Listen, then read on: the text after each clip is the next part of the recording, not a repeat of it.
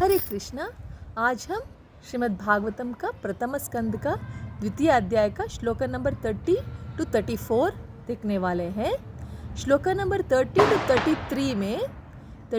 33 में हमें उत्तर मिलने वाला है ऋषियों का चौथा प्रश्न का। ऋषियों का चौथा प्रश्न क्या था? पुरुष अवतार के बारे में कृपया सुनाइए। और श्लोक का क्वेश्चन नंबर 3 क्या था? भगवान कृष्ण माँ देवकी का गर्भ में वसुदेव जी का पुत्र बनकर आखिर नीचे आके क्यों पैदा हुए? हाँ, वो उसका उत्तर श्लोक नंबर 34 में मिलने वाला है। अभी हम देखेंगे प्रथम स्कंद का द्वितीय अध्याय का श्लोक नंबर 30 को। स ये वेदं ससर्जाग्रे भगवान आत्ममायया सदसद्रूपया चासौ गुणमय्या गुणो विभुः। क्या मतलब है इसका? इसका मतलब है जो सृष्टि हुआ है ना, पुरुषावतार यानी कौन? हमारा भगवान विष्णु, महाविष्णु से तीन विष्णु, टोटल 3 विष्णु आते हैं। महाविष्णु एक विष्णु है, वो उनका दूसरा नाम है कारणोदकशाय विष्णु। कारणोदकशाय विष्णु का अपना शरीर का हर एक रोम से, रोम का ये जो कूप से एक एक ब्रह्मांड निकलते हैं। वो जितना रोम है उनका शरीर में उतना ब्रह्मांड का सृष्टि करते हैं ये महाविष्णु। ये महाविष्णु का दूसरा नाम कारणोदकशाय विष्णु। सो कारणोदकशाय विष्णु खुद अपना क्रिएट किया हुआ वो ब्रह्मांड के अंदर जाते हैं। वो अनेक बनते हैं, महाविष्णु अनेक बनते हैं। और जितना अनेक ब्रह्मांड है उतना महाविष्णु बनते हैं। और हर एक ब्रह्मांड में एक एक विष्णु होते हैं, अंदर जाते हैं। वो जो ब्रह्मांड का अंदर आया हुआ विष्णु को बोलते हैं हम गर्भोदकशाय विष्णु। और वो गर्भोदकशाय विष्णु भी वो इंडिविजुअल, वो जो ब्रह्मांड होता है, एक ब्रह्मांड में एक विष्णु, वो विष्णु जो ब्रह्मांड के अंदर है वो त्रिगुणों के साथ है, दूसरा जीवियों के साथ है।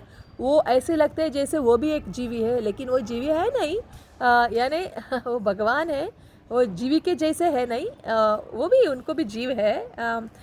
तो वो जो विष्णु जो ब्रह्मांड के अंदर है वो गर्भोदकशाय विष्णु भी थोड़ा सा उधर अंदर सृष्टि का तैयारी करते हैं। और जो भी आत्माएं हैं उनके अंदर वो गर्भोदकशाय विष्णु प्रवेश करते हैं। जितना आत्माएं हैं उन सब का शरीर के अंदर ये गर्भोदकशाय विष्णु भी फिर से अनेक बन के प्रवेश करते हैं।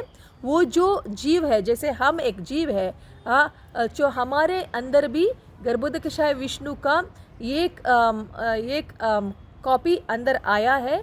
वो जो अंदर है हमारा शरीर में, वो गर्भोदकशाय विष्णु का आया हुआ वो विष्णु को बोलते हैं क्षीरोदकशाय विष्णु। यानी पहले महाविष्णु, उनको कारणोदकशाय विष्णु बोलते हैं।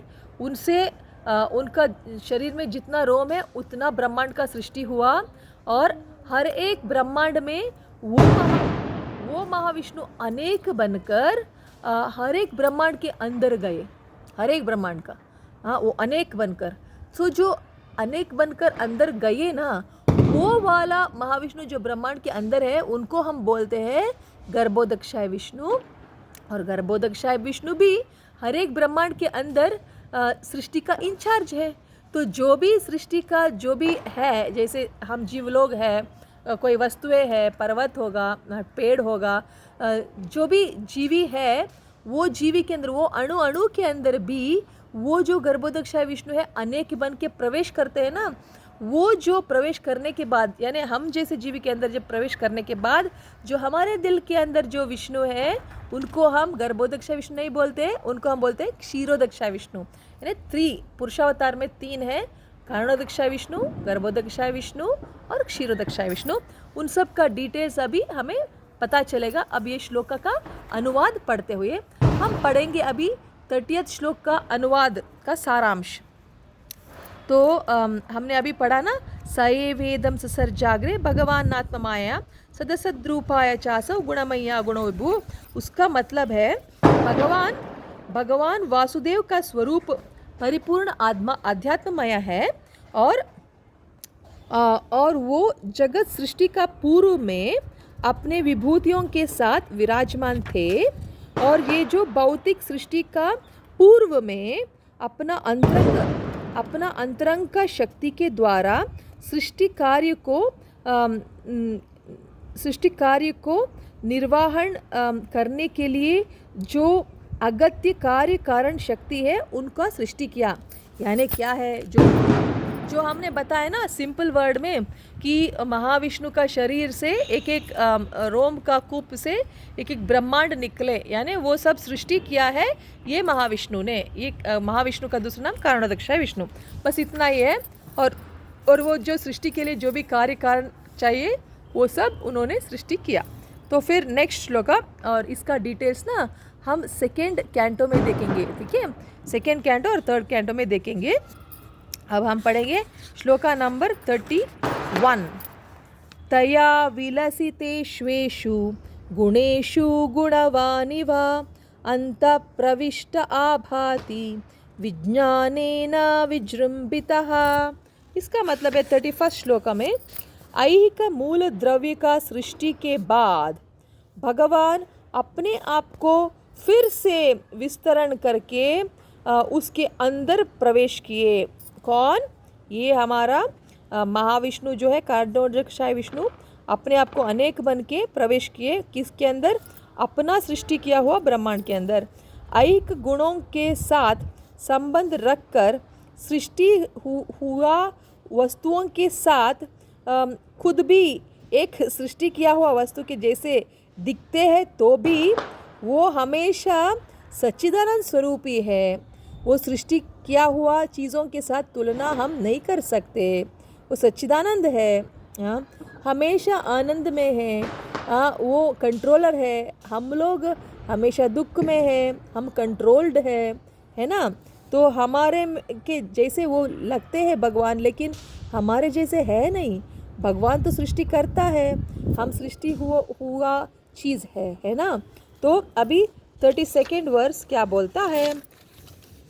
यथा हव्यहितो वह्नि दारुष्वेक स्वयोनिषु नानेव भाति विश्वात्मा भूतेषु च तथा पुमान्।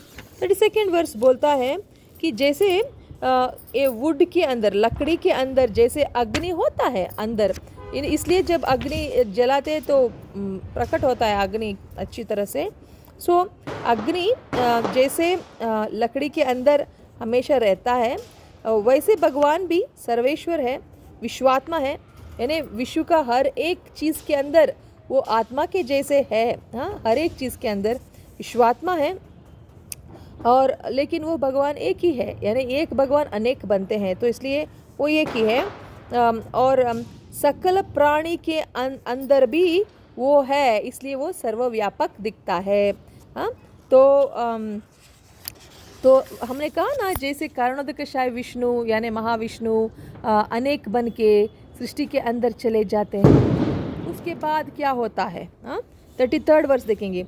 असौ गुणमयैर्भावै भूत सूक्ष्मेन्द्रियात्मभिः स्वनिर्मितेषु निर्विष्टो भुंक्ते भूतेषु तद्गुणान्।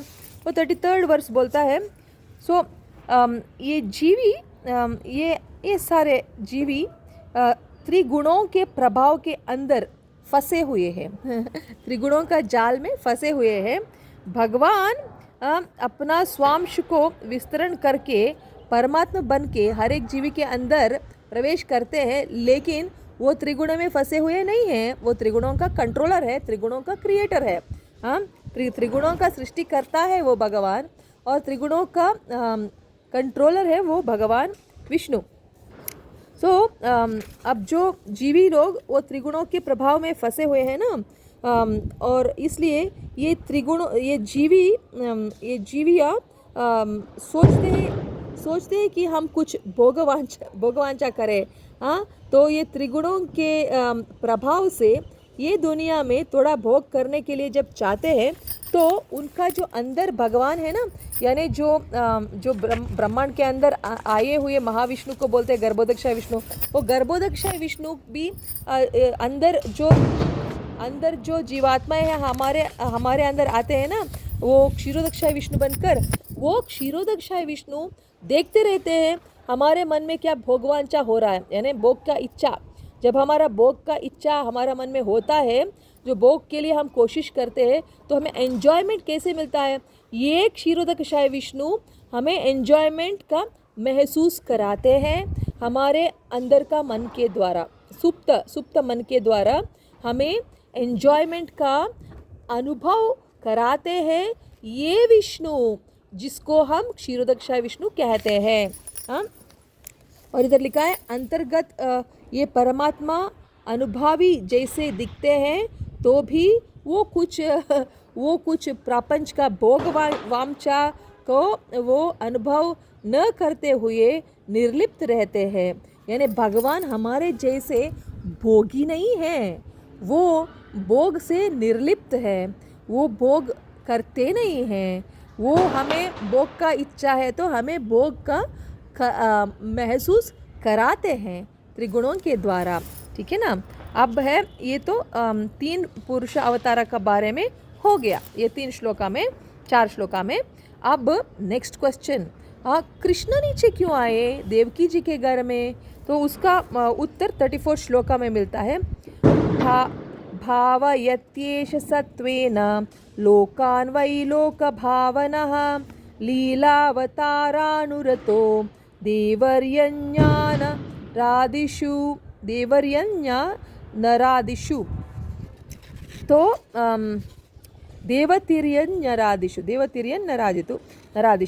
तो ये 34 श्लोका का मतलब है ये ब्रह्मांड का जो मास्टर है भगवान, अनेक रूपों में प्रकट होते हैं, होकर जो देवताओं का लोक में, मनुष्यों का लोक में, पशु पक्षियों का लोक में अंदर जाके अनेक अवतार के द्वारा लीलाएं करते हैं। देवताओं के लोक में, मनुष्यों के लोक में, पशु पक्षियों के लोक में अवतार लेकर अनेक तरह का मज़ेदार लीलाएं करते हैं। क्यों करते हैं? क्योंकि ये लोक में वासी है ना, उन वासियों में कोई लोग अगर चाहते हैं कि हम इस दुख से हमें मुक्ति चाहिए, ऐसे कुछ जो चाहने वाले होते हैं ना, जैसे आप लोग हैं जो भागवतम सुनना आते हैं, क्यों आते हैं? क्योंकि आपको भगवान के बारे में जानकर थोड़ा मन का शुद्धता चाहिए ना। आपके जैसे लोग जो हरे कृष्ण मंत्र जपा करते हैं, क्योंकि उनको भी दिल शुद्ध करना है और भगवान के घर जाना है।